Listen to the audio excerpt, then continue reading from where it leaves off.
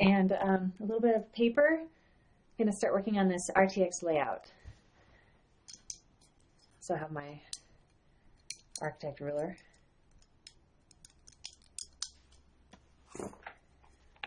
This year, I have more space than I've ever had before. The first year I did RTX a couple years ago, I had 10 by 10 foot space and had a hex tent, an old army hex tent, tried to fit it in the corner of that 10 by 10, which was really kind of awkward, and I don't think it was pulled off super well, but you know, it was the first year. And it was really fun. I made this kind of cute little tent environment, and then to the side of it, there was some carvings displayed with a little lawn sort of thing and a campfire. And then I kind of had this idea that people would come through and browse the art, but nobody did because everyone is so concerned with keeping their place in line at RTX or at these kind of events. So the next year, last year, I had a 10 by 20 foot space. And we did the same tent thing, but we extended the tent side. I made a tent on an A-frame. And then one side stayed open and kind of created this nice canopy, which is really good because those convention centers always have horrible lighting. So if you want to control the photo situation, it's kind of nice to have a cover, and then you can put some soft lighting on the inside, which is what we did. And put up this background, some cute things like this. And I made these like stump stools, theater style, kind of with cheesecloth. And it's those concrete form tubes you can buy at Home Depot. Built a little frame on the inside out of 2x4s and cut plywood. I cut into the circles and then just slid the concrete forms over that. Spray adhesive, cheesecloth, and then paint it to look like a log. So I have a bunch of these from last year, and use them as stools for people that are sitting around talking to the crowd and helping out. Also different heights as platforms for carvings. So I'll probably have a few of those in there this year as well. Kind of keeping with this enchanted forest thing that I'm fixated on. So, hi, let me pay attention to the chat now that you are showing up. Hi, Ryan. Thanks for tuning in. The year with the crazy AH line. Yeah, I think that was the first year that I participated. Actually, you know, that might have been the year before I participated. Because I remember I just came by and just to drop in on what Jeff had going on, but I didn't actually have a reason to be at RTX. So I don't know that that was the same year. I know I am really out of breath. I don't know what, I had to run around and get set up, but not this much. Like I shouldn't be panting this hard. I'm going to the gym, so I've been trying to build my stamina, but I don't know. Late afternoon. Bonjour. Oh, don't worry about the bars. I'm just happy that everyone showed up. Okay, so my little goal today is to start working on the RTX booth layout because I need to start figuring out what I need to build, and I want to get a friend of mine to help me. He's really good with like CAD programs, and he's another sculptor, and he's been working with light, like LEDs, and different, I mean, some of it's framing out. Some of it, I think he does some work with plywood, like designing things and then being able to cut it out and assemble it. So I'm interested in that as far as trying to do something. The challenge with RTX is that everything needs to be freestanding. And so that was the trouble we ran into the first year. There was nothing rigid to help prop this tent onto. And I was kind of like building a frame, but it was not very sturdy. And you're kind of, everything that has to be there, I have to haul in. So I'm trying to be smarter this year to make something that's a lot more grandiose, but maybe not as heavy as I've had in like previous years. So that is the challenge, one of the challenges. But yeah, everything needs to like be structurally sound, freestanding, and easy to like pop up and take down. Lasers, well, I don't know. I kind of like real life objects too. So, but I would like to incorporate some cool lighting for the carving show. All right, so here are the elements that we have to fit into this 20 by 20 foot space. First, I need the booth, or to have a I have a regular 6x3 table that they give you, like a regular convention table. And I may actually have a couple of those. I don't know that I need to use all of them. I guess it depends on what we have room for. There needs to be, last year I had a carving space which was separate in the like the main hall somewhere, and then I had my booth which was on this side, so I had to kind of run back and forth between them and decorate them, or have guardians help me decorate them, which requires, you know, being there and explaining everything. So this year I'm really hoping to have like the model built and bring it in, and then it's luckily it's all in one space, so my carving show and my booth are going to be in the same location, which is awesome because the people who are attracted to the carving show might stay and buy t-shirts. So it will be good. Plus, anytime I'm out of my booth, I'm not really selling as well. So I like to stay in the booth and stay kind of accessible to everyone. And it is definitely kind of exhausting, and it would be fun to hang out in the VIP lounge and whatever, but I think that I'm there to work, you know, so I'll be there. And anyone who's going to RTX, I should be pretty much at my booth the whole time because I don't think I have any panels this year at all. So that's where you can find me. We're also talking about, last year, we kind of had this impromptu podcast thing happen because I had a little PA that's from the fort that I brought just to like be able to yell announcements about t-shirts and running out of sizes or things like that out to the crowd. But we had a long line that just wrapped around the booth pretty much the entire time. And that sounds like maybe I'm bragging a little bit. Anyway, yeah, so we had the line, and I turned on the PA and then handed the mic to like Allison, my friend Allison, and Max, and then Chelsea, but Chelsea was helping me do a lot of the selling too. Just handed them the mic, and they sat around the campfire on these little like log stumps and entertained the crowd. And then randomly we just started having guests, like different people from Rooster Teeth, Mega 64, and they were like a couple of booths down, so they came and like told ghost stories and things like that. So this year I want to be more prepared and have a better sound set up, and just sort of like have this maybe structure this podcast thingy, whatever that happens, a little bit more. And I thought about streaming it on YouNow. So I will let everyone know, and then it'll be a scheduled thing, like I'll post the hours in advance and definitely advertise for that. Yeah, so that's the plan. Let's see how much of it I can accomplish, because at this point I haven't even done my layout yet, and I still have to design a lot of product and everything. So, all right, let me go through your comments really fast. All right, going back to the first year at the convention center, I think so, 2012. Yes, that was the year that I was a guest, I believe. That it wasn't, I don't think I started doing anything until, no, it must have been like 2014. I didn't start doing anything until 2014. I don't think I was around in 2012 at all. I think I was in New York at that point. But I'm sure there was a long line the year before too. Thank you, Ashley K, for the nice things that you said. Real life objects are totally cool. I agree. Wouldn't Twitch or YouTube be a better platform for a live stream of this? Maybe, but you know, I did not have success with Twitch. I even advertised for the last Fort Party, and we had like 13 people in the chat. And every time I've turned on YouNow, even if I have no announcements, we do better than that. So I kind of feel like maybe YouNow is working better for me. And I like how simple it is to use, because I'm very confused sometimes by like anything that's too technologically complicated. So I like that I can just turn it on and it works. Except for earlier when I forgot to plug the webcam in first. But yeah, and actually Twitch would probably be better because Twitch is going to be involved with RTX in some way this year. But it's just not like, I don't think it's a good place. I don't think I'm going to do well there. I don't know. I just have a feeling like it's not, I'm not a gamer so much. Like I'll play games, but it's not what I'm planning. I'm not classifying myself that way, and that's not the kind of content I would be making. So I just don't know that it would be a great fit. And I know they have the creative stuff, but I haven't gotten the impression that they advertise that stuff very well when I've gone to the Twitch website. If I'm wrong, definitely point me in the right direction. But I kind of feel like things have just naturally happened better here. It's not that I don't like Twitch. I just don't think that I'm a good fit for it. If you do your job well enough, then everyone would think that the digital is real.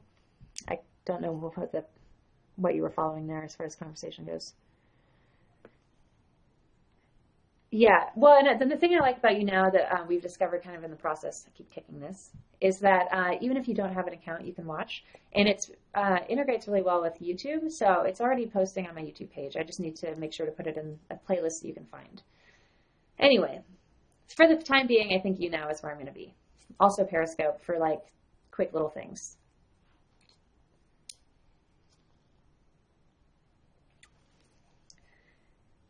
All right, so should we start designing this booth? I'm going to mark out, let's figure out our scale here. I guess we can just do every inch of the, well, no, that would not work. Should we do quarter?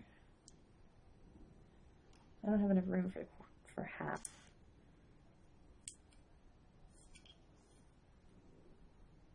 Okay, this will probably, yeah, I can fit that on this page.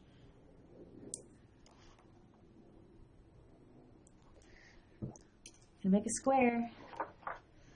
I'm actually really excited about having everything in the same place because last year I put a lot of thought into decorating the 10 by 20 space, and then at the last minute was told about this other carving booth, and so I, at the with the last minute, was spray painting just a pop-up easy canopy, and which was fine, but it wasn't like my best work or whatever.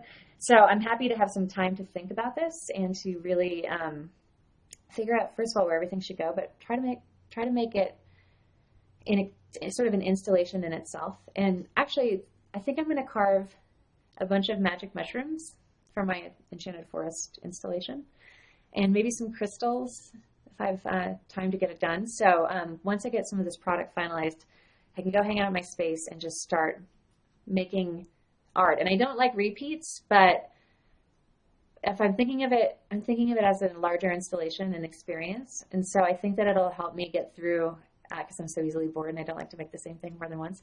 But you can, when you get into an assembly line mindset, you can make a lot more. And I want to be able to make enough carvings and hopefully small enough and compact enough to take on airplanes for people. So magic mushrooms, I think, would be fun. And I'm kind of, I don't know, I just think it would be fun to make, and I think it would look good against all the foresty stuff. So that's probably what I'm doing, and maybe some crystal-y type things, and then wall hangings, and hopefully just more product this year, and more variety in product, not just t-shirts and giant carvings. Plus, I kind of don't want to carry anything super heavy in. So, because it was just like, it's so much work, and then I'm on my feet like for 3 days, and then I'm tearing down at the end.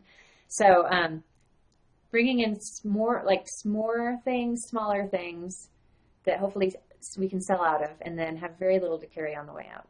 That's the goal. All right, so let's get this 20 by 20 drawn.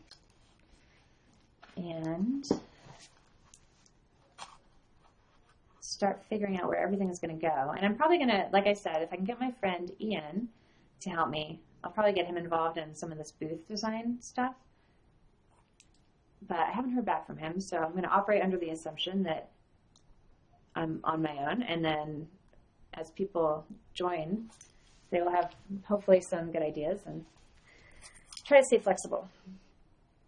I'm not sure that this is like a perfect right angle, but I'm just going to do a quick sketch and start figuring out where things are going to go. And if you have any opinions, feel free to shout them out. That's kind of how I'm seeing some of these like live stream hangouts. I just have a lot of work to do. And if I don't have work to do, I end up doing projects and collaborations with people that don't lead to money, but still require a lot of effort. So if you're around and you want to hang out, and if you have ideas and stuff, I'm definitely open to them. Okay, got my third wall in. I'm going to see too, I need to get a hold of whoever is working for Freeman and our point of contact. But, because I guess the guy from last year and the year before has moved on to something else. So I need to meet whoever the new person is and find out if there is any way to hang anything from the ceiling. Because I saw this really cool thing on Pinterest. It was a parachute that was hung from the ceiling, and it looked kind of like a floating mushroom. And so with mushrooms everywhere else, it could be fun to do something like that. Or even just like a cute little parachute as a cover. I don't know. So there's some ideas there. If nothing else, we could always build some kind of frame to go under it out of PVC. And I have a steel pipe from last year that I hung a banner off of, but I'm not attached to that banner so much, so I could, we could always hang a parachute instead. Okay, so I got a square.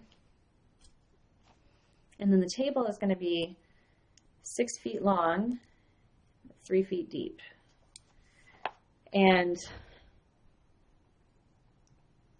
this, I think I'm at the back, and so these are the sides that are going to be accessible.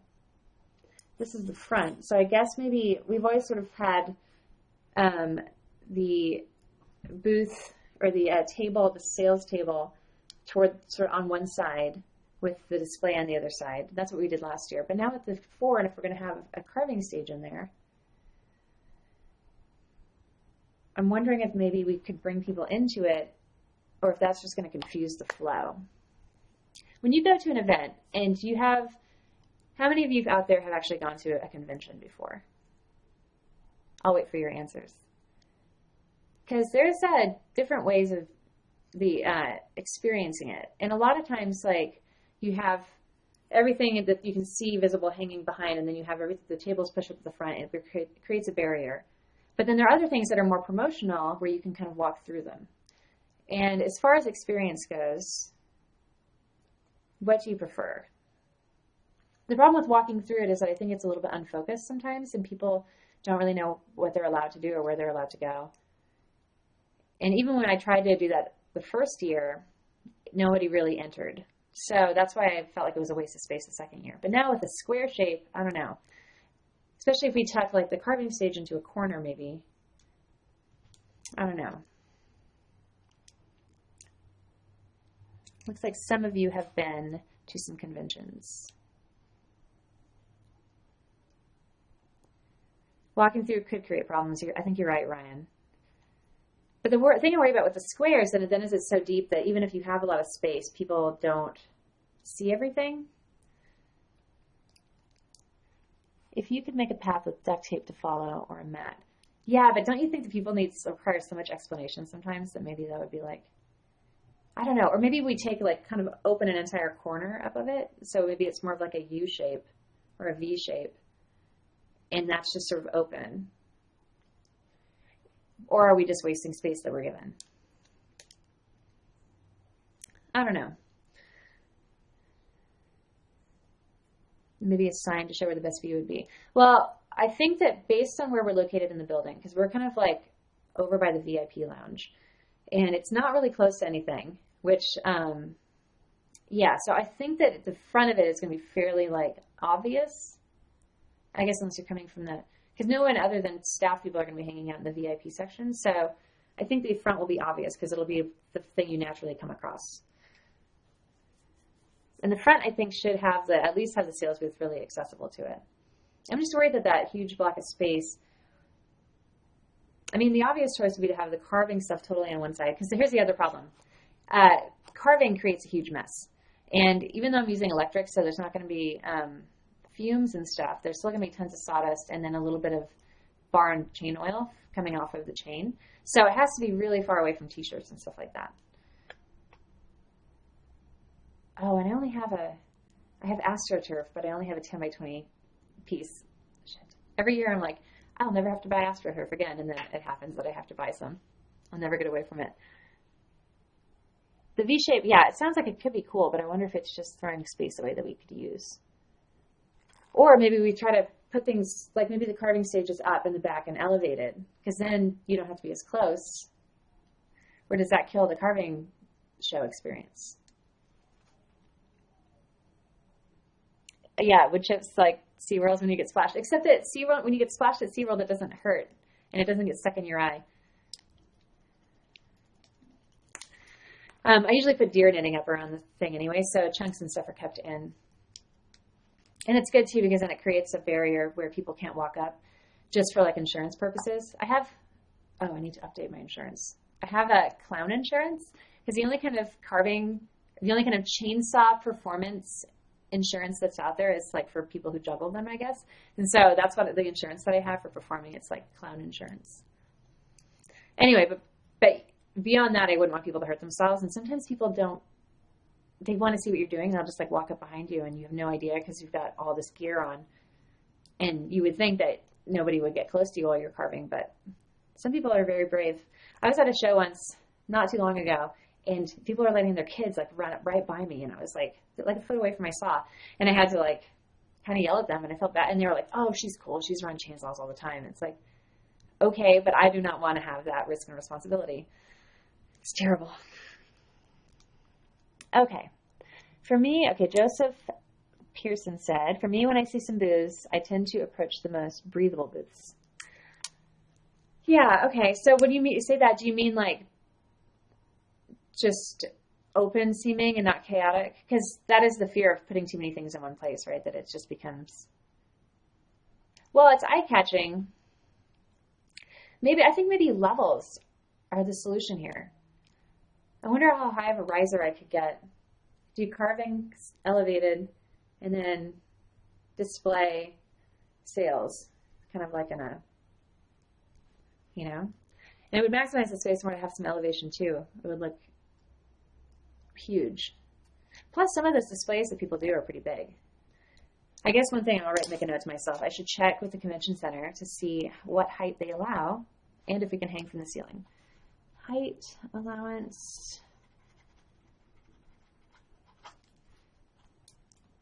Ceiling.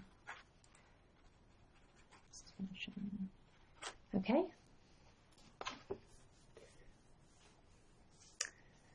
Thank you, Lynn, for informing the newcomers what we're talking about. Like she says, we're working on booth design for RTX. RTX is the Internet Gaming Convention in Austin. It's put on by Rooster Teeth, and I'm going to be an exhibitor there this year. And this will be my third year participating as an exhibitor with my own thing. And every year it's getting a little bit bigger. The first year was 10 by 10. Last year was a 10 by 20 booth, plus separate carving stage elsewhere. And then this year is a 20 by 20 sort of experience. So that's kind of what I want to do with this. Like, I want it to, and this is how I felt every year, and every year it gets a little bit better, but I want it to be an experience and something totally different than what you would normally have at a convention center. I mean, already chainsaw carving in a convention center is totally, as far as I know, I'm the only one who has carved in this kind of space, but I don't know. That may not be true. But as far as I know, it really hasn't been done much before. Now it's going to be a little bit more of a thing, I think, or could be more of a thing because of electric saws. Because normally you can't carve indoors with the gas-powered ones. There's just a lot of fumes and super loud. But the electric are quieter and they don't smell. Yeah. Let me go through your comments really fast before they go too far. Some shelves or something. Yeah, well, I do have to have shelves for the merch. And actually something I should think about is that I have more variety in merch this year, and I'll have more merch. So I may need to get extra shelving, and I need to make room for them. And it has to be super far away from the carving stuff because it'll get messy. Unless everyone's just cool with a little bit of sawdust. Be an extra souvenir. And it's cedar, so it'll keep moths away. You'll have built-in moth protection in your shirts. All right, so Florian suggests putting the show in front and have some sort of ad next to the show saying if you go further in, you can see some badass shirts. Yeah, I want everything to be visible from the front. That's why I'm thinking levels. In the carving show, I don't know that that you're going to get much more out of it by having it right up front. Because last year, only the front row could get that close anyway, and then everyone kind of had to stand back anyway. And another thing I'm thinking about this year, since it's all in the same space, I can do more carving instead of just doing a 1 hour quick carve. I definitely think I still want to do the quick carve and panel type thing, question and answer. It was difficult, but fun. And I get my friends to MC it, so it's not as boring for them, and then it takes the pressure off me I can still focus when I need to. I was thinking about doing maybe the Let's Play logo, since they recently redid their logo, or they've changed their branding, and it's something that a lot of the people there would be interested in as like a quick carve show / raffle. And the raffle thing worked out really well for me last year because it's fun, I think, for people to do it since it's a gamble. It's not much money for anybody to do it, and I still make enough money off the carving to justify it. So I think that it's a good thing, and it's a fun thing for an event. But since I'll have the carving stage in my space, and the carving stuff is kind of a draw anyway, it might be good to just be carving throughout the weekend. I wanted to maybe have a bigger piece that I work on over the 3 days. And I just got to make sure that it's interesting enough and intricate enough to keep me busy for 3 days, but not stressful or keeping me too busy so I'm not accessible to the crowd who's coming through and buying shirts and things, because that is a big part of the RTX experience, is going and meeting the people you want to meet and getting a chance to chat and like doing a selfie and that kind of thing. So I still want to be accessible for that, even though I want to be able to work on something more interesting than the logo, and be able to show off my work better. So it's like a lot of things to balance, though I do think that having my friends involved and just like talking to the crowd and having this weird little podcasty live stream thing happening with guests swinging by and talking, like that takes a lot of the pressure off me to be totally on in any one direction. So I can probably pull it off. I think that whatever it is I make, I'm still going to have to maybe have a plan in place and know that I can get it done without having to stress out and focus too much on it all weekend. So just got to figure out what that is. All right, let me go back through your chat, your suggestions. Raised platform, definitely. Well, we did that last year, and I think it worked out really well, just so people could see, since it does get pretty crowded at RTX, and not just for the carving show, but just people trying to get through. Oh, no, here's the problem. Every time I scroll up, it jumps back down the moment anyone comments. Okay, so Ryan said, oh, it's smaller people. I think it would be too hard to ask for the crowd to rearrange themselves based on height. Sawdust and Ziplocs and sell them as souvenirs. That's cute. I don't know if I would want to bother selling them. I don't know. If it didn't cost money to provide pouches, it could be cute to have. Let me think about that. I mean, I wouldn't want to, I don't know if I would want to sell them, but I wouldn't want to lose money on it either. But as a promotional thing, maybe a little baggie with a logo on it or something, and we just scoop it up and give it away. I don't know. That's a good idea, though. And it is a way to get rid of sawdust, and I don't have to sweep later if everyone takes some. I don't think Australians can take it, though. You're not supposed to bring wood back with you. Okay, getting back through some of the comments. Hello, Dylan. I'm fine. How are you? Oh, no, I don't think I could carve my whole family. Portraits take some time and focus. So it needs to be something that may be a little bit free-flowing or not something nice and textural, because with texture, it actually goes faster and you have to be less of a perfectionist about it. So I thought about maybe a griffin, because I've never carved a griffin before and it would be fun. But I'm wondering if that's going to be something that I'm going to stress out about. Plus, I need to find the wood for it, and I don't know. Oh, I had an idea. What about like a throne or something, where I could build the furniture in advance, but leave the wood raw and like kind of open and ready. And so it's already in the shape of a chair or something. And then I can just sort of carve something into the back of it. And that would be something that would be kind of fun to do. And it would be a lot to look at already because it would be pre-constructed. And then, or a bench or something like that. Yeah, I don't know. And then if it sells locally, that would be pretty awesome. But I do think that functional things like that are kind of attractive for people, and I guess because it's functional, people can justify it, buying it too, and we could sit on it when we needed to. That would be a handy thing to have around. Okay, raised platform, little jars. Oh, little jars would be super cute. We could sell the little jars, and then people could just scoop up the sawdust. Let me think about that. Raised platform is one of the best solution. Yes. Make the iron throne. That's way too complicated. No. And can I tell you, I'm going to be doing the Let's Play logo, which is it's just, a fan servicey fan art kind of thing. I want to do something original for whatever it is I choose to carve for fun. And I'm kind of feeling that way in general. That's why you haven't seen any challenge accepted videos in a while. It's because I just feel like being myself right now. And I know it's like this constant struggle. Something will be popular, but I feel like the thing that is sad about the internet and the frenzy to try to make something to go viral is that everyone does so much parody. And it's nice because it's something everyone can relate to and they get and they want to see.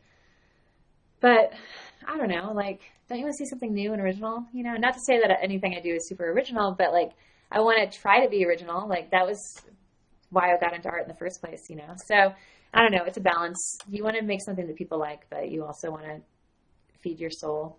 So have you ever carved one of your tattoos into some wood? None of my tattoos specifically, but I did do a series of carvings that were inspired by vintage tattoos. And I might make some in the future. I just haven't made any recently. Oh, sorry about streaming during your work hours. I actually almost forgot about this today because I'm not into the habit. And the weeks go by so fast now that I feel like I just did this. I think, yeah, so 60 Norovira says, I think viral culture is pretty formulaic. Definitely. I mean, yeah. But, I mean, it's not easy. You can't predict what's, because so many people are vying for the same thing. And it's really just a race to see who can get it out soon enough and get it linked around. And I mean, it's interesting. And I don't know.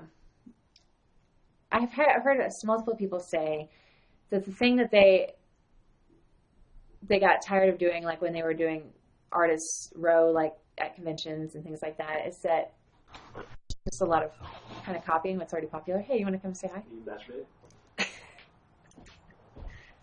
In a manner of speaking. Is this like are you a cam girl? Cam girly? Your dinner's here. Oh, what are we having? You got a salad. That's what you asked for, so that's what you got. It's not what I wanted, but it's what I asked for. That's what you asked for. Thank you. I'll see you soon. Trying to be healthy. Okay, so we're not getting a lot done here, but we have decided raised platform, right? One thing done. Carving stage. Oops. Raised, and it needs to be on pretty much the opposite side of, I wonder, what if we put it like in a back corner, like carving stage in this sort of general area. Actually, it's going to take quite a lot of room. Normally it would take like a 10 by 10 area, but I don't think it needs to take that amount. It depends on what we can get a platform for. But let's say it only covers a slightly smaller area. Then again, if I have a large carving and a quick carve, I'm probably going to need 10 by 10. Okay, so let's assume 10 by 10. Maybe I could put the parachute cover over the carving stage. And then down below could be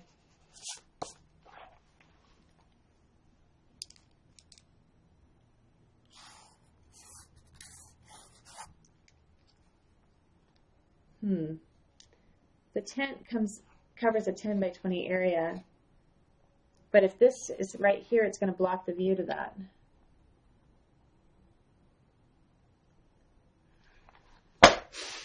I want to be able to use the tent I made last year because it took so long and it cost money, and I was hoping that since I had the AstroTurf and the tent and all of that, that I wouldn't have to spend any money this year, but it's going to have to happen. Plus, I wonder about last year the convention center provided the platform. I wonder if I can still make that deal this year. Hey, thanks for becoming a fan, Max. Oh yeah, so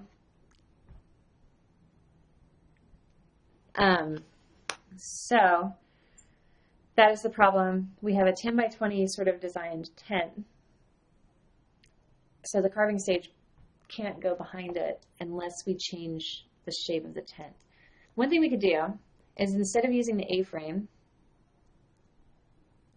we could sort of drape it in the middle of that. I just have one long piece of canvas that fits onto this A-frame, but we don't have to use the frame. We could just use the canvas and change the configuration. Maybe just put that as a cover over the general area, like a facade on the front. Or, yeah, man, what I think I need to do is figure out how big everything needs to be and cut them out into little individual pieces and just start trying to move it around here like a puzzle and see how I can fit everything in. I don't want to have to build custom things like I'm hoping if the raised platform will be something that's pre-existing. I don't want to have to build one or bring it in. So something that's already there in the space or that they can bring out. And so we're probably going to be stuck with a 10 by 10. Actually, last year was an 8 by 8 because we had to get things to raise up the tent, which was 10 by 10. So 8 by 8. Let me change that. And that's actually probably enough space for me. 8 by 8. Assuming we put it up here. One thing, where's the crowd going to form?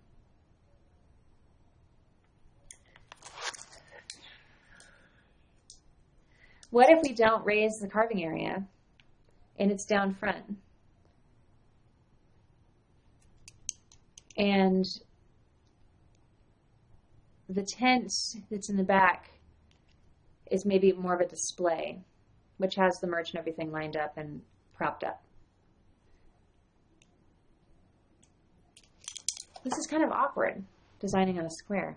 I was all excited at first. All right, well, think about it. Oh, could also try to line everything up on the parameter, like on the edge, sort of front facing, and have just a raised carving stage way in the back.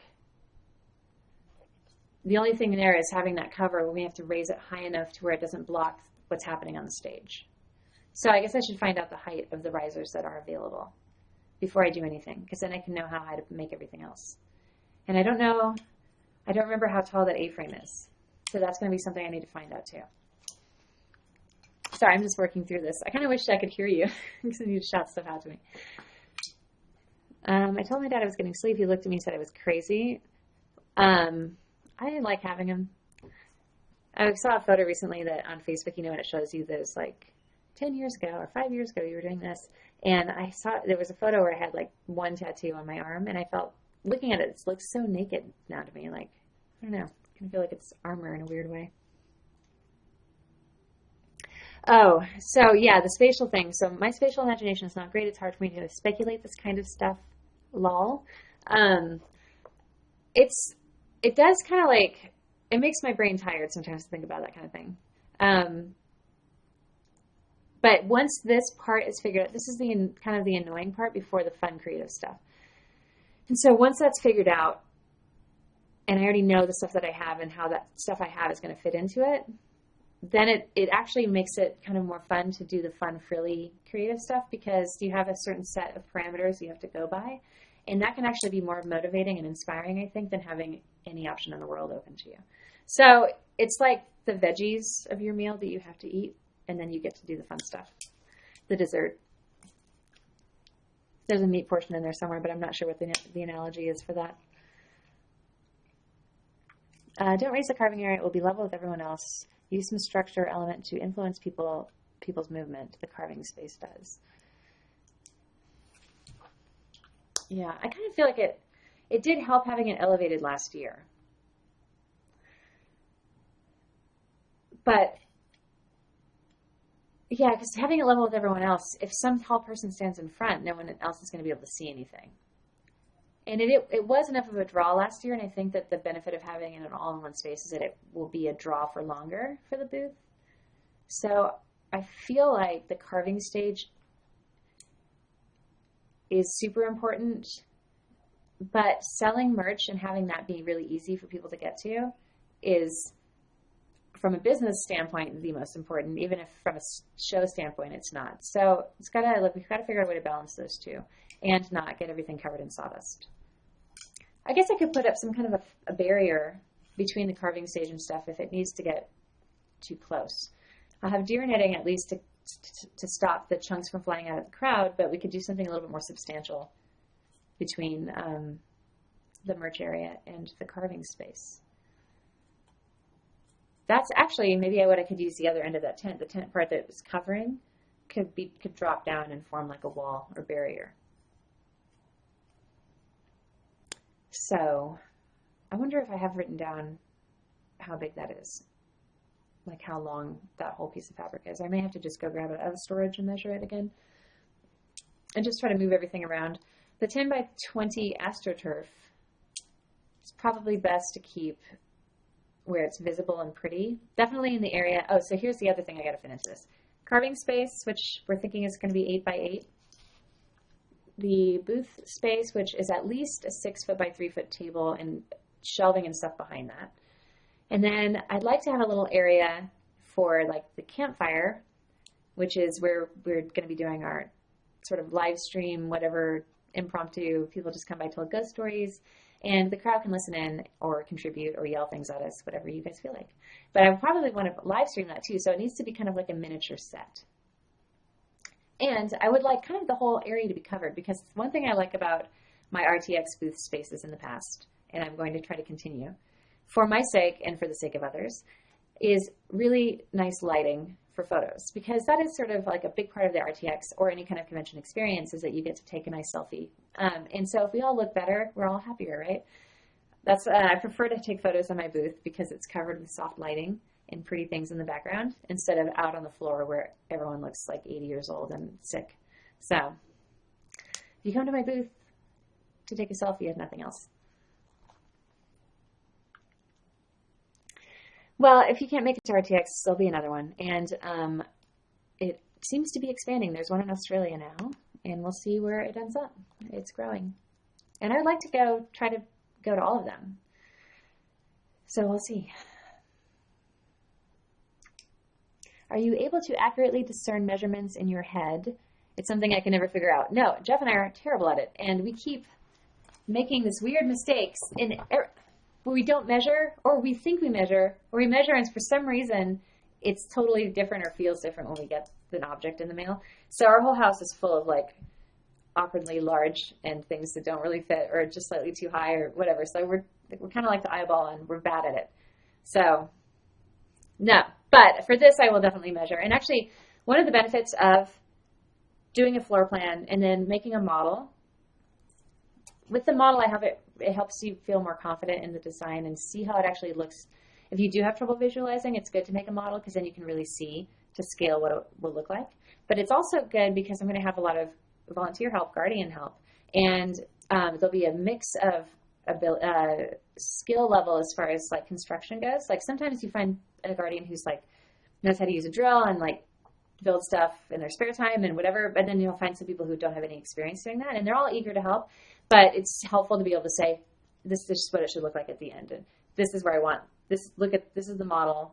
That's where I want everything. And so that it's fewer questions, so you can get more people mobilized, and people learn visually typically better than they do just like listening to you. So and then I'm also very like scattered and running around and crazy, and so I'm not maybe the best guide in that when I'm in those moments. So I think a model would be definitely worth making, and it'll be helping me see the height problems, because I think height problems are going to be the thing this time. Making sure all of that 20 by 20 space is visible to everybody. That's a challenge. RTX UK. That would be cool.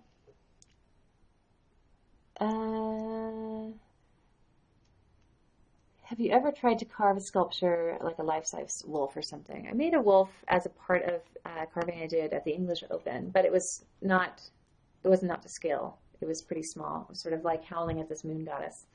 And it was sort of a last-minute thing. I added it because I had to consolidate the moon goddess, and she ended up looking like a banana goddess. Like it didn't work out like I wanted. It had a big rotten hole in the wood, and I had to make everything super skinny.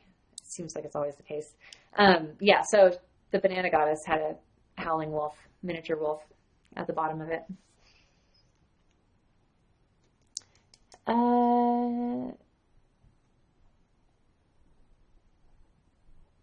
The jaw horse. Yeah, I do have a jaw horse actually, and it's super, super handy. Chainsaw Folk Art. Are you on YOUNOW? Do you have an account? And do you post videos? I actually just had to replace my jaw horse because the other one stopped clamping. Like I think I must have pressed down too hard and it broke it. I heard a snap, and then at that point it was like coaxing it to try to get it to hold something, and then at the end it was just like impossible. So I just bought a new one. And actually I kind of want to have two, so I can have one set up just for sharpening and then one for clamping. Where are you located, Chainsaw Folk Art? Banana Goddess should be a t-shirt. I should totally do that. Except I don't want to remind anyone about my Banana Goddess. That was a terrible auction. Just awful. I was like the hardest thing ever not to cry.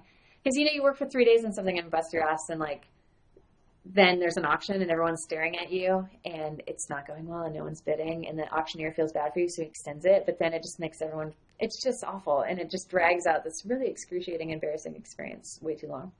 That was my English Open last day experience. Though the event itself is great, and actually the campfire was awesome. And I kind of feel like I go to carving events partly for not mostly for the campfire, but it's definitely a huge part of the experience. And if you can't have a campfire or the campfire is not good, then it kind of takes some of the fun out of it.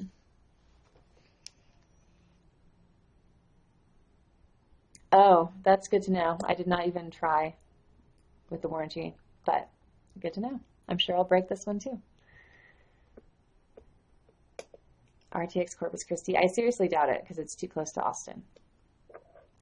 A social anxiety nightmare. That is absolutely what auctions are like because it's so dependent upon chance. And the English Open especially, you've got like 30-something internationally competitive, amazing carvers, and they're all vying for the same crowd.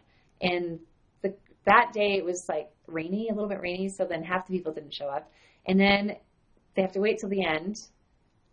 And then they've got like 30 different amazing people to pick from. And the people there that live there, half the time just buy their carving back or keep their carving, or buy it back and then sell it later for more when they have like a more controlled environment. But carving show auctions are not a very controlled environment when it comes to like maintaining your price. I mean, you can put a retainer on something, but then if you're traveling, you don't have anywhere to store it if it doesn't sell. So you have to take sometimes a terrible amount just to like, it's terrible. But a lot of times you'll have a quick shows like that, and that helps make up the difference. You can make more money doing a quick carve for something way less impressive that took you an hour as you would for days and days and days of real art labor. So I don't know. It's weird. There's like a whole strategy to it too as far as picking your subject matter. And for a competition, it's tricky, right? Because you want to appeal to the judges and do something interesting, or appeal to the carvers to get carver's choice and do something totally interesting. Or you like try to do it for the auction thinking, all right, what's the average person in this region going to want in their yard? You know, so there's different strategy to it. I will, actually I should go find my receipt, Chainsaw Folk Art, and see if I can get that second jaw horse. I'll be rich with jaw horses. Do I do any woodworking besides carving? Well, in my new space, I'm trying to build some things. Like I built a platform for wood, and then I'm going to build an awning soon, and I've never built one, so I kind of want to do it. And like half of me is like, well, why don't I just have somebody else do it and get it done really quickly? But I kind of want to do it. I don't know. And I want to carve the poles and stuff. So yeah, probably going to make one, but just finding the time is going to be the whole thing. Most of my carpentry experience is from theater though. So I guess I've been a little bit gun shy about it because everything that I've built before has been designed to last for 2 weeks instead of forever, with the exception of the carvings. So I guess I've been a little bit shy about it, but a lot of the principles are the same. So I just need to go and make sure I get decent material for it. My new space is super damp all the time, so everything has to be built out of treated pine. Like pressure treated, the green stuff.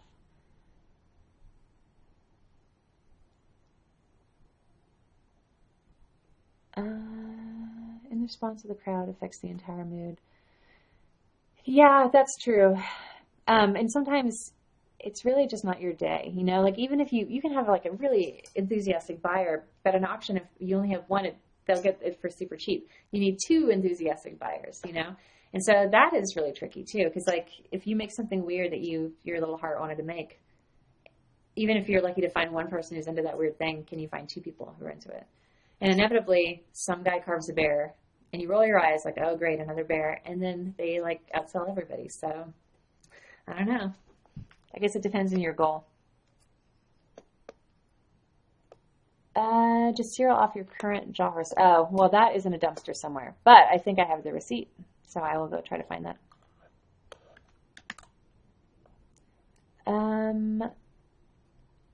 I don't know Matthias Wandel, but I will look him up.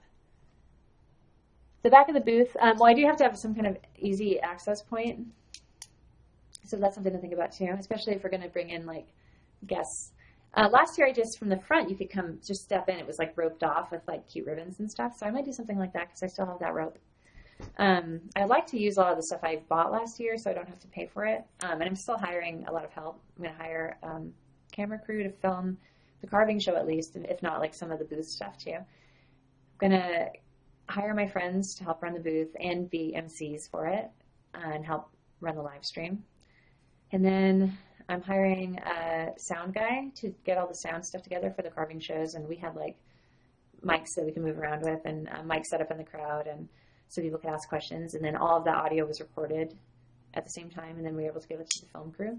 So I have like people that I need to hire for that. And then I might be, like I said, hiring my friend Ian if I can get him involved on the design process. And I think that he would help me make a really cool stage area. And I think that that's going to be kind of important. It'd be cool to have like something better than I had last year, that spray painted pop-up tent. Am I a rock star? I think that carvers are kind of like the rock stars of the sculpting world, for sure. It's very performative. What's the easiest thing for a beginner to carve in your opinion? We have a 5,000-foot shop. I'd like to make an area for chainsaw carving. Just make sure you have ventilation. Or, I mean, most people carve outside with the cover too. It depends on what you're into. Or you can use electric. Easy thing to learn how to carve. I mean, a simple bear is considered fairly easy because depending on, like, especially if you go more cutesy with it, it is sort of like, somebody described it to me as a loaf of bread with eyes. And then you just do a fur texture, which is a fairly easy thing to learn and something that you should learn right away if you're going to be doing carving. And it's one of the benefits of using a chainsaw, I think, is having some of those great textures that are relatively easy to get. I could raise my A-frame, but I'd have to just make a new A-frame. But I do like the look of A-frame. If I could suspend something from the ceiling, maybe I could suspend like a big bar and just hang the tent over it. Let's like assume that we can't do that though. Better to assume that everything has to be freestanding, at least at this stage, until I can talk to the new convention center guy. A good paint to make something look kind of like glass. Well, it's mostly about the finish. So if you want something to look really glassy, you can just pour one of those super glaze epoxy resins over it. And you can get that at Home Depot. What is that stuff? I think it's just called super glaze. But it's the stuff they used to make like coffee tables and stuff or bars like in the 70s. You put like stuff on it and you pour it in and it looks kind of like water that freezes. You can get high gloss and that would look glassy. It's tricky trying to get it like the mix right though. You want to make sure that you are very accurate with your measuring and you don't want it to be too humid when you pour it, and you want to make sure that it can really dry and cure fully before it gets touched or any animals walk around it. So you'll have permanent cat hair. The painting of the new fort's going pretty well. My friend Andrew helped me yesterday, and we got most of it done except for where the wood pile went in, and now there's wood in the way of the last bit of it. Now I wanted to buy some gray chalkboard paint for like some of the wall space in that main room so we can write on the walls. And gray instead of black because I don't want it to be too dark, and there's already gray where the paint is flaked off on the corrugated metal. And I don't want to do white either because it's boring. And a loaf of bread with eyes, another great t-shirt. I have a friend, another chainsaw carving friend of mine. We were going to go and get matching bear tattoos, which is going to be a bear carving with its head cut off and a chainsaw sticking in its chest because we are not going to carve bears. So someday I will carve a bear. And actually, I've seen some bears by some carvers that have been really actually like motivated me to try to do a bear carving. So at some point it'll happen, but I kind of feel like there has to be like a twist to it. Will you be taking questions, signing autographs this year at RTX like last year? Yes, for sure. And I think the questions will hopefully come more for the carving show panel thing. That would be a really good time to have questions. And signing and just being there and chatting with people and taking selfies in our beautifully lighting controlled environment. Oh, that's one thing I kind of want my friend Ian to help me with too, like incorporating light into it. All right, well, it's getting kind of, I guess we have a little bit of time, and then I'm probably going to end this in the near future so I can go eat this salad that I don't really want, but is healthier than pizza. And then continue working on my, so far it's a square with a scribble in the corner, the RTX booth. I wish I could show you my image research, but I'm not sure if there's a way to do it. I guess I could take the webcam off of here and point it at the screen. Just a second, let me see if I can bring it up and show you this image that I found of that parachute. Also, parachutes, I looked at it, are going to be way too big, like typical parachutes, but you can get like rocket parachutes and like miniature ones, and I think that's what I would probably use. Let me find, it's on Pinterest and it's secret, but I will show it to you.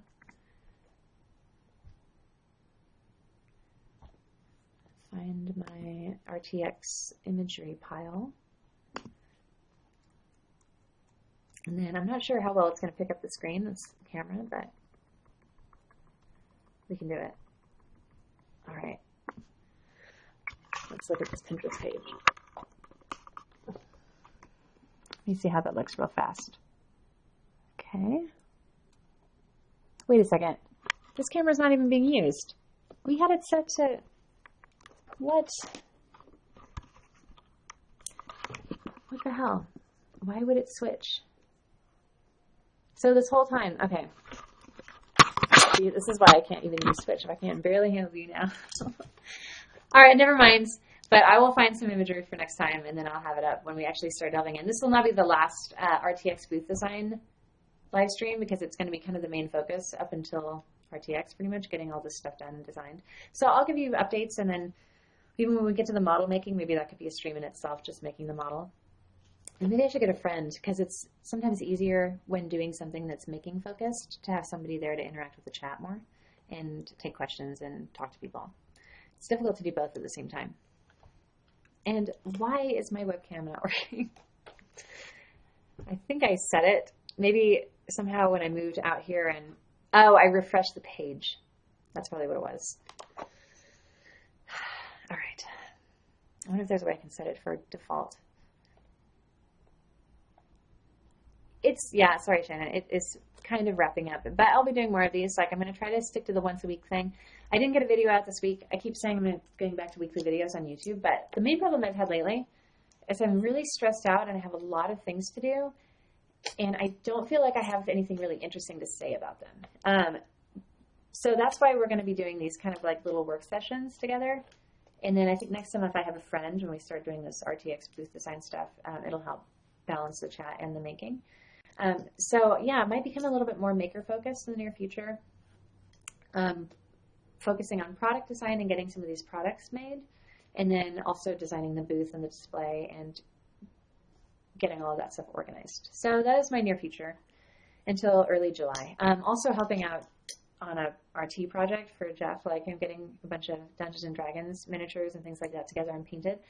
But I can't really show you that stuff on my personal stuff because it's all of that content would be saved for their show if they do any kind of behind the scenes stuff. So I probably won't get to live stream any of that. But it's going to be out there, just so you're aware. It'll be fun. I went to a test of that show today where they just used like a pre-made game and everything. So, and they didn't really have anything going on as far as like props or anything, but I got to test out the set. Marcus and his team, he's the production designer at Rooster Teeth, they put together a really cool medievalish set with a throne and a table that's got a TV screen built into it for battle maps and things like that. So it's going to be really cool. And then I'm getting together, designing like battle mats and painting figurines and making little structures to like put around the mat. So it's been fun. And I used to have a pewter figurine collection when I was a kid. Actually, I still have that collection, but I have not been maintaining it or growing it. Hint, though my birthday is already past this year, but you'll know for next year. You think YouTube's an unneeded stress? I want to get better at it, and actually been trying to figure out ways to improve my channel. Definitely want to get back to it. I want to put out more ASMR videos too. It's just there's so much to do, and I keep finding myself adding more things. And one thing that it's difficult about being a content creator now is that you feel this urge to like have to update everywhere, and so that stuff really tends to add up in addition to the actual, you know, work that you're doing. So yeah, I think what I need to do is just focus on things one thing at a time, and RTX is definitely like the priority right now. And then once that is RTX is passed, then updating the website and switching everything to Shopify and getting a lot of this new product that's going to be tested at RTX, getting it out in an official sort of permanent, semi-permanent way is the next focus. And then after that, I'm traveling. So, and I think it'd be fun to do these live streams on the road in some of these new places. I've been trying to stick close to home this year. And I think that by the time I get done with RTX and get the store and everything going, I'm going to be really ready to get out of town. So, yeah, fireplace, fire type ASMR thing. And actually, Max and I, when we launched the channel, we definitely wanted to do a lot of ambient style videos. And I still want to do that. They don't get as many views, but I think that they serve a real purpose when falling asleep.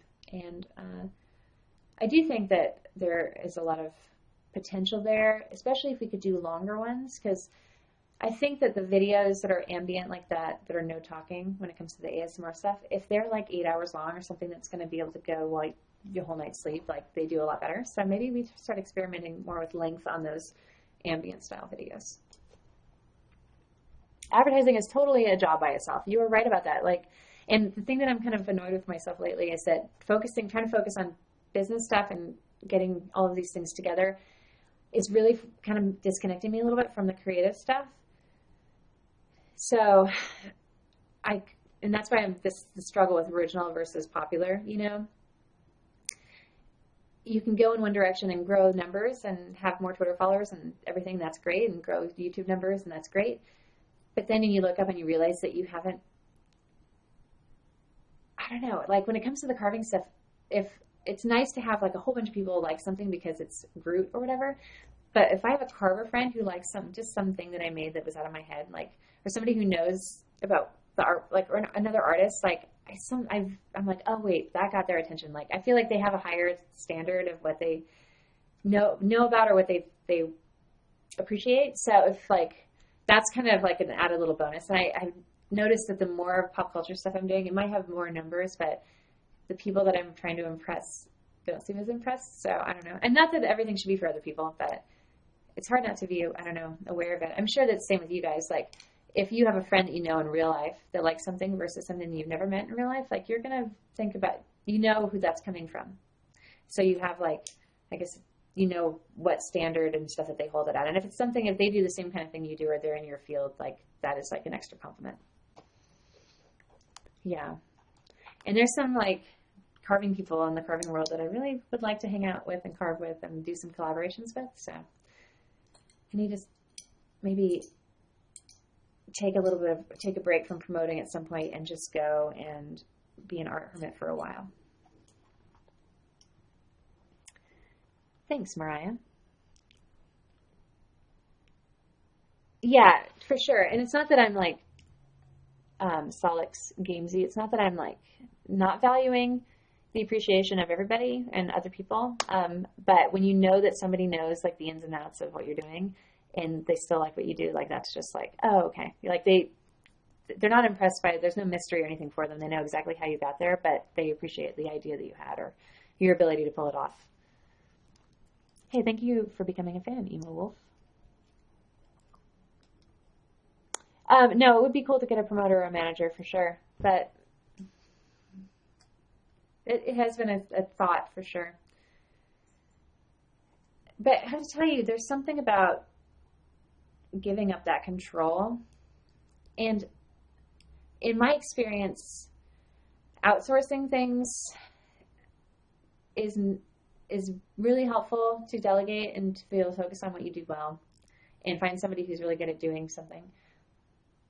But I haven't met anyone yet who cares enough about what I do to promote it as much as I do, you know? And like, as soon as I meet that person who I know like cares about it enough to actually take it somewhere, like, I don't think I'm going to give up the control, because it's like,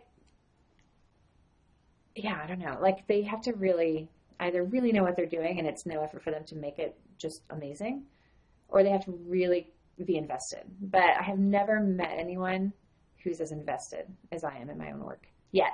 And that's part of growing your name as an artist, I think. It's like, until you meet that person that's going to just open up all these doors and everything for you and believes in you, you have to believe in yourself and promote yourself that way at that level. And you have to create that value for yourself. And so I'm in that limbo period now where, like, yes, I'm exhausted, but until I meet that special person who is just going to make everything happen, then I think I'm in charge of it.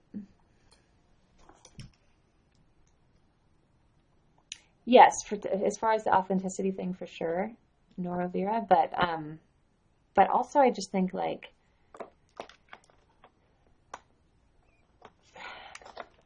I mean, unless you're paying them or they think they can really sell you and they have a real like monetary attachment to your work getting out there.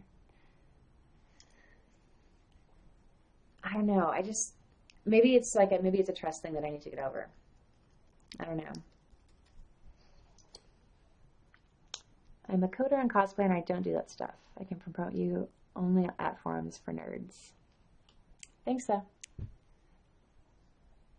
Yes, and actually, Chainsaw Folk Art, that you bring up a good point, and that's something that I was talking about with a friend of mine.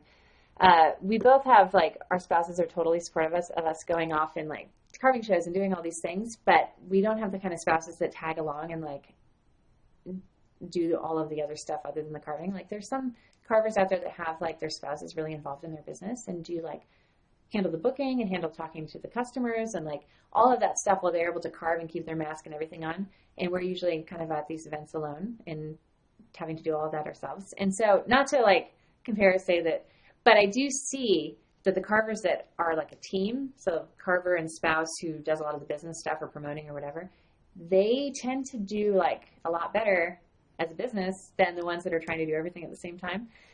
And, so I do think, yeah, like if you have people in your world that are there to help you for that, and not to say Jeff's totally supportive and he's like great, but he's super busy and he's not tagging along with me at carving shows and like chatting up the crowd and sharpening my chains or anything for me. So, yeah, but if you do have those people in your life, appreciate them.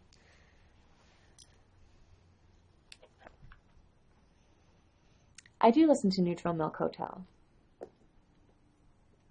And yeah, this idea that you mentioned about a small, passionate fan base, I'm talking about that with a friend of mine, on one hand, then I also I have a contact at YouTube now, which I'm excited about, and talking to him about it, how I've been hearing this thing about what I'm doing is being really niche and kind of odd to put in YouTube or to do at conventions and that kind of thing, that it's too niche, it's very niche. But talking to this contact at YouTube and about different examples of people who did really like weird stuff, but they appeal to a real specific group and they did a real specific thing that was specifically them, how it can actually be very explosive. And so I hope that works. Like I do think that maybe people are, and when it comes to things that I like shows and movies and music, and I've always kind of liked underdogs and I like cult classics and I like that kind of thing. So if I cultivate more of that and like I just have a group of people in a community out there who like the weird specific things that I'm doing, then I'm really happy to have that, because I'd rather do something weird and specific, I think, than something generic and that's trying to appeal to every single person on the planet.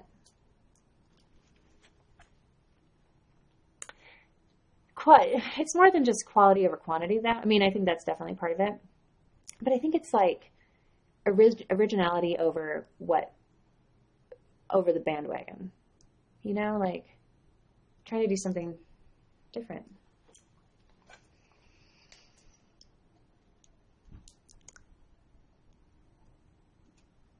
I'm just reading your comments. Unique and expressive. Yeah, I think so. I think that might be worth it. And I was actually talking to a carver friend today. For those of you following my Facebook and Twitter, I tweeted, was it Twitter? Maybe I didn't. When it wasn't Twitter, it was just Facebook. I posted a photo of my friend Scott Dow. He's a carver in Pennsylvania. He's amazing. And it's a zombie woman. I was talking to him today about it, because I was getting on his case about some branding choices or something that he made.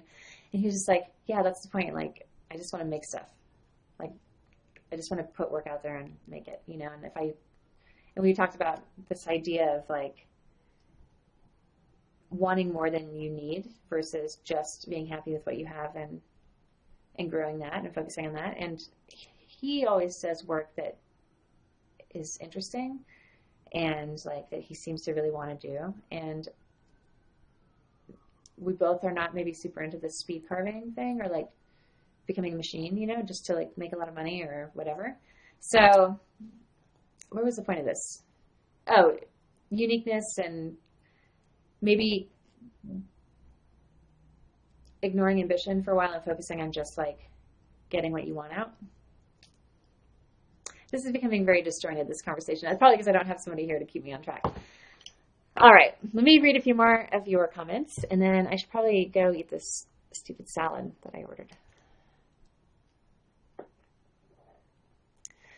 Work with what you like and do what you want, and there are bound to be other people who would like it. That is true, and I think that if you are joyful in your work, that people will be attracted to that.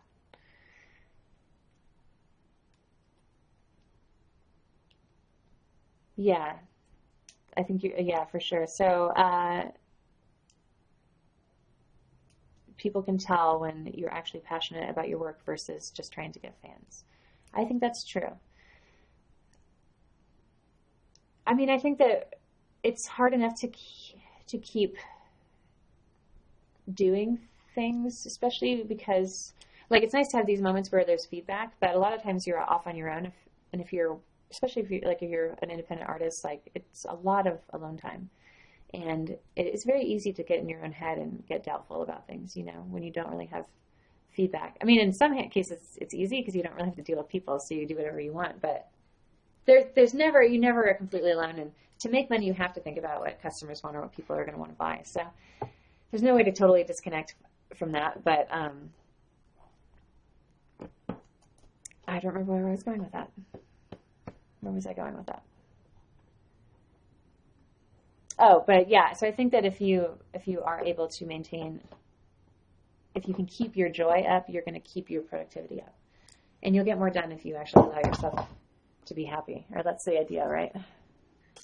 Hopefully. Except for me this week.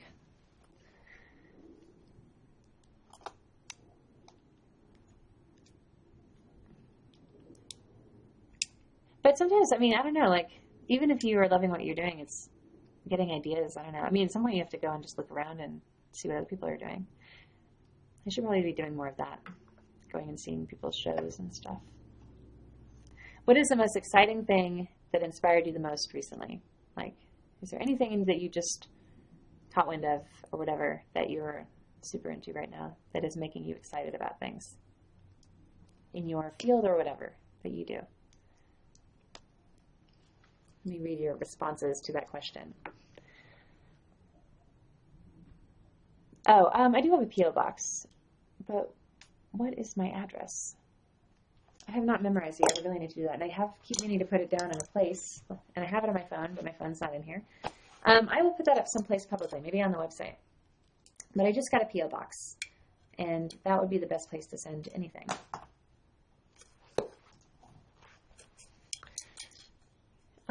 Okay, responses. Being a creative echo chamber can be both a blessing and a curse. That is true. And the fewer people you have involved, sometimes the less reason you have.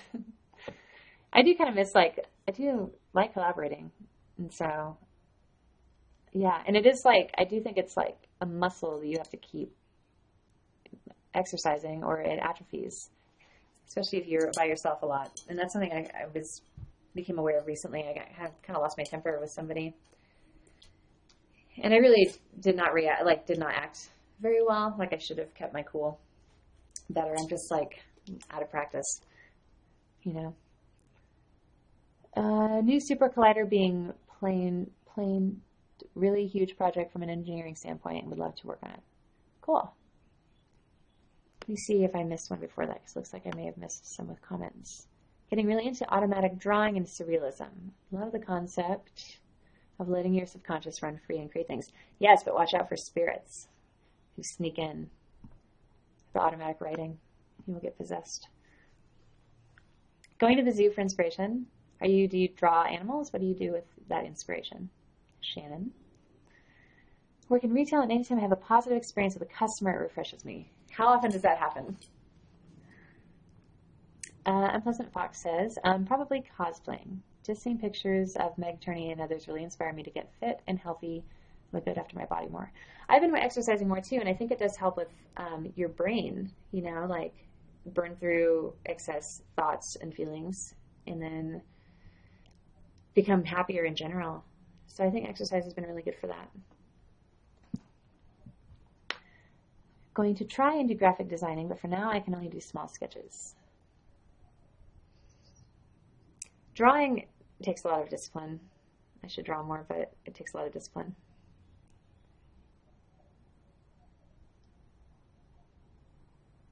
So Rebecca said, would it be cliche to say achievement hunter and also being hopeful and passing my math exam? Good luck on your math exam. Or did you already pass?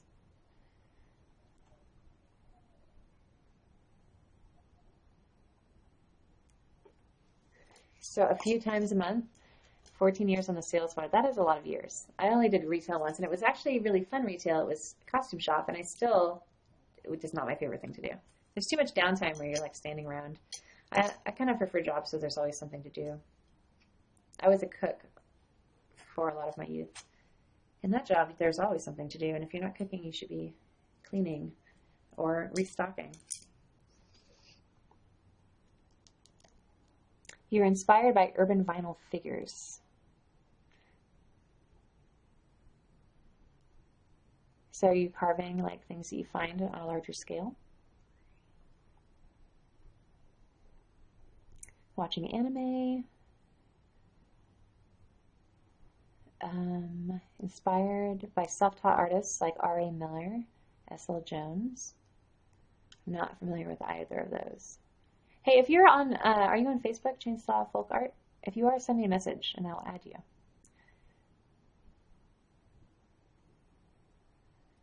Going to local craft stores and walking around until an idea for a prop hits me. Usually when I see a material I've never worked with before. I like material that I haven't worked with before either. I think that material can be pretty exciting. Actually, one thing I'm excited about material-wise is mirrored acrylic. Trying to work on some product, and mirrored acrylic was way too expensive for this one project that I was trying to get together. So I'm probably going to use wood and regular mirror for that. But it would be good as far as jewelry goes and little charms and stuff. So I'm looking into mirrored acrylic, laser etched mirrored acrylic. ChainsawFolkArt.com on Facebook page. Have we already connected on Facebook? Is that how you know about this? Is this connected to Facebook? Is that why it popped up? Metal on wood. I like mixed media. I think it's cool. Neutral Milk Hotel. Do you also like Built to Spell? Because if you like Neutral Milk Hotel, you might like Built to Spell. And they definitely get really passionate. Like seeing them live, it's great. You can tell that they're into their music.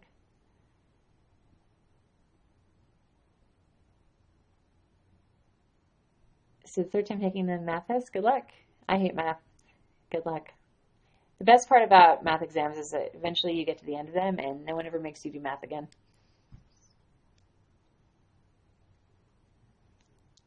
Seeing a really creative or original YouTube video makes me want to work on my channel more. Yeah, I agree with that. So you search for chains on here. Oh, I'm glad that that came up. I wonder, I don't remember putting it on there. I guess maybe it's in my description. There's no chainsaw hashtag at this point. But maybe I can add one. So were you already using YOUNOW, Chainsaw Folk Art? Just randomly searching for chainsaw artists on YOUNOW? Oh, I did. So Joann's, as a craft store, offers free classes for employees. That's a pretty sweet deal. I actually should try to shop at Joann's more instead of Hobby Lobby, which Hobby Lobby is so conveniently close, but they're not very good to their employees when it comes to like reproductive issues. And I'm supposed to be boycotting them, but Michael's is not nearly as good of a selection, and Joann's is kind of far, but I should be shopping at Joann's more. Jeff gets on my case because I've sort of fallen off of my boycott.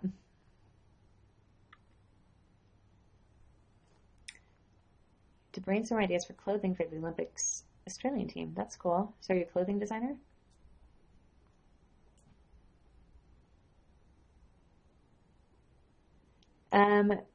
I have not heard Brand New, if that's a band.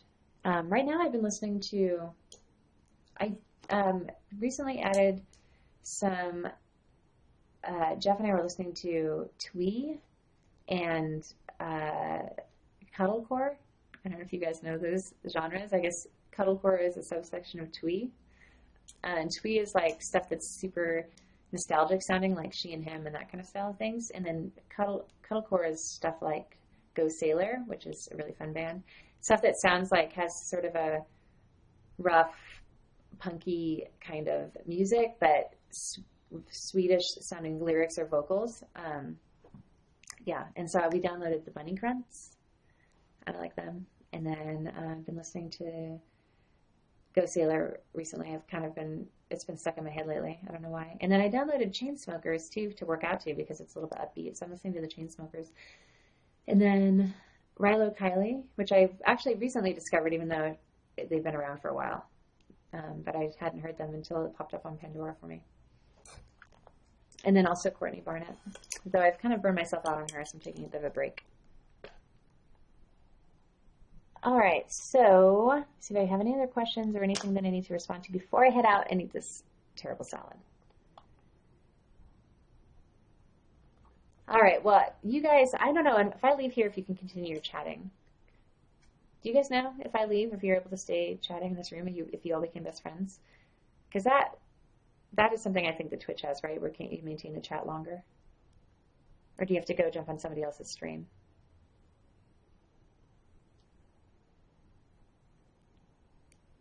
Forces you to watch other people. Okay. Well, hopefully there's something out there for you to watch. I think I'm going to go eat a bad salad and try to get a little bit more sketching done on this RTX booth. Did not get a lot done, but thank you guys for your suggestions. I think we kind of settled on an elevated stage. So as long as we can find a place for that doesn't get in the way of some of these pre-existing elements, it'll probably be an elevated stage at least. So we got one thing done. We drew two things. We drew a square and we decided on an elevated stage. Look at us. This is going to take some time. All right. Thank you. I will see you guys next week sometime. It'll probably be on Thursdays for the time being. I'm not really sure. And I don't know that it's good to totally lock down on days because some weeks it just doesn't work out.